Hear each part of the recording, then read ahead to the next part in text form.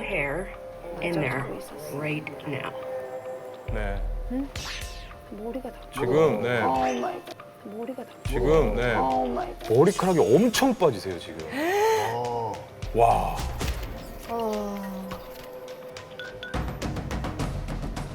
적어도 그 코로나가 걸리고 난 뒤에 후유증입니다. 어머 어머. 어? 이분 피부가 검게 변하셨어요. 변색되셨어요. 아이고. 야, 이게 후유증이 굉장히.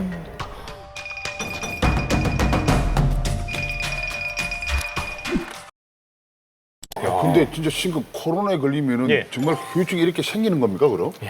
네, 그렇습니다. 이제 중국에서는 코로나 후유증 환자분들이 굉장히 많이 생기셔가지고요. 거기에 따라 이제 매뉴얼까지 만들어서 이 재활 치료 개념을 중국은 이제 도입을 했습니다. 그래서 이미 이제 임상에서 다양하게 이제 적용을 하고 있는데요. 이미 이제 이 코로나 같은 이 강력한 바이러스로 인한 후유증은 스페인 독감 때부터 굉장히 유명했습니다. 이제 대표적인 후유증이자 또 이제 증상이기도 했는데요.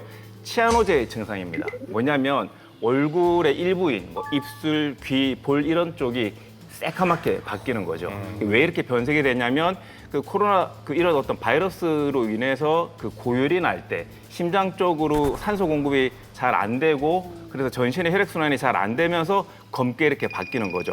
그래서 아마 지금 중국 그 심장외과 방금 보셨던 의사도 아마 그 비슷한 그래서 이제 심장 쪽이나 이제 간 손상에 의한 그런 피부 변색이 아닐까라고 추정이 되고 있습니다. 네, 그래서 저희가 모신 분이 계십니다. 이 코로나에 걸렸다가 완치되신 분이 계신데요. 그분을 저희가 화상으로 연결해봤습니다. 우와. 함께 만나보시겠습니다.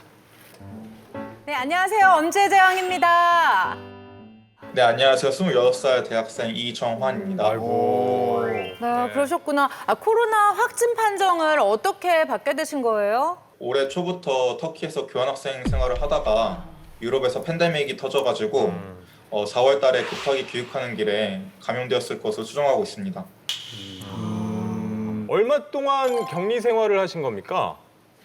아, 네, 저는 이제 격리 생활은 총 58일이고요. 58일. 처음에는 이제 무증상자여가지고 무증상자 센터로 옮겨졌다가 거기서 바로 다음 날부터 열이 39도까지 나서 그 병원에 입원한 기간은 57일입니다. 네. 네, 그렇군요. 그러면 57일이면 2달 가까이 격리 생활을 하신 건데 그 격리된 후에 어떤 증상을 겪으셨나요? 열로 인해서 근육통이 굉장히 심했는데 근육통이 어느 정도였냐면 이제 근육통의 고통 때문에 하루에 잠을 1시간도 못 잘 정도로 굉장히 굉장히 아팠었습니다.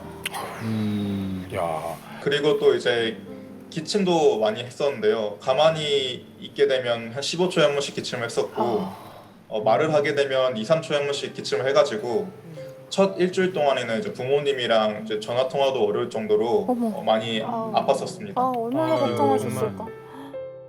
나는 10번의 검사 동안 한결같이 모두 양성이 나왔다. 생전 처음 겪는 코로나19. 여기는 태릉 선수촌 서울형 무증상자 센터라는 곳입니다. 안전히 나가고 싶네요. 편안하게. 바깥과 완전히 단절된 상태로 보내는 병원 생활은 갑갑하기만 했습니다. 태어나 처음 겪어보는 우울감. 내 자존감이 얼마나 깊게 내려갈 수 있는지 헤아리기도 힘든 이 느낌. 악몽 같았던 시간이었습니다. 지금 보니까 예. 사실 제 큰애보다 나이가 더 어리거든요. 그래서 진짜 어떻게 보면 코로나가 이렇게 걸리도 어떤 사람들은 저렇게 막 심하게 아프신 분들도 있고 어떻게 또 아까 무증상으로 가는 분도 있고 가볍게 또 그냥 감기한다고 해서 이렇게 넘어가는 사람들도 있잖아요. 근데 이렇게 아픈 정도가 다른 이유가 뭡니까? 그러니까 이제 개개인의 면역력인데 개개인의 면역력도 중요하지만 또 중요한 요인이 있습니다. 이 코로나 바이러스에 얼마나 강도 높게 또 얼마나 오래 노출됐느냐가 결정을 하는 거예요. 그러니까 예를 들어서 내가 식사를 하고 있는데 저쪽 건너편에서 확진자가 식사를 하고 지나가서 그렇게 앓게 되면 가볍게 앓을 수 있죠. 네. 그런데 밀폐된 공간에서 2시간 이상을 아주 딱 붙어가지고 노래도 하고 뭐 이렇게 있게 되면 아무리 젊고 건강한 사람이라도 짧은 시간 동안에 코로나 바이러스에 노출이 확 많이 될 거 아니에요? 그러면 생길 수가 있는 거죠. 얼마나 아팠을까. 그러니까요. 정환 씨, 코로나19 네. 치료제가 아직까지 없잖아요. 근데 네. 치료는 그럼 어떻게 받으신 거예요, 그럼? 저는 이제 칼레트라라는 에이즈 치료제를 약 2주간 복용을 했는데요. 부작용이 너무 컸었는데 그 부작용이 뭐였냐면 일단 칼레트라는 약을 복용하게 되면 일단 밥을 먹게 되면 이제 구역질이 나거나 구토를 하게 되고요.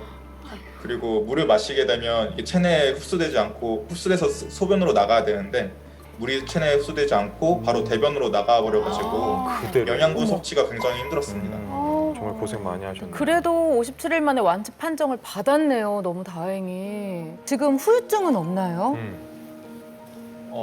저는 이제 병원에 입원하고 한 달째부터, 그러니까 5월 초부터 머리카락이 갑자기 많이 빠지기 시작했는데요. 머리가?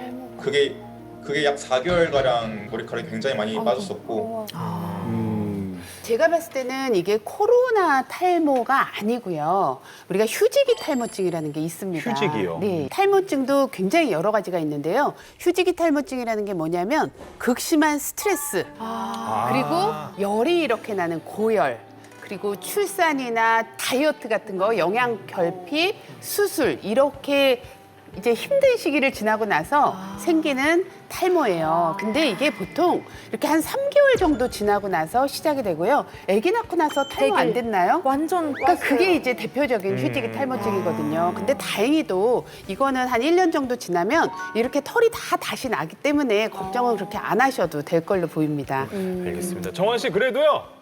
탈모는 그래도 아니라고들 그렇게 걱정하지 말아주세요. 지금 봐보세요. 이제 미소를 지으시잖아요. 좋아하시잖아요. 다시 나은데요. 그러니까요. 네. 자, 그럼 우리 정원 씨 마지막으로 꼭 하고 싶은 말이 있으신지.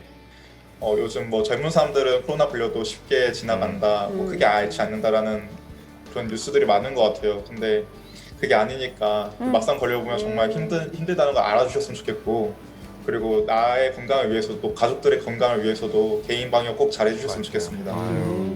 네, 정한 씨 앞으로 탈모 관리도 잘하시고 건강 관리 잘하시길 부탁드립니다. 건강하세요. 감사합니다. 잘생겼어 아주.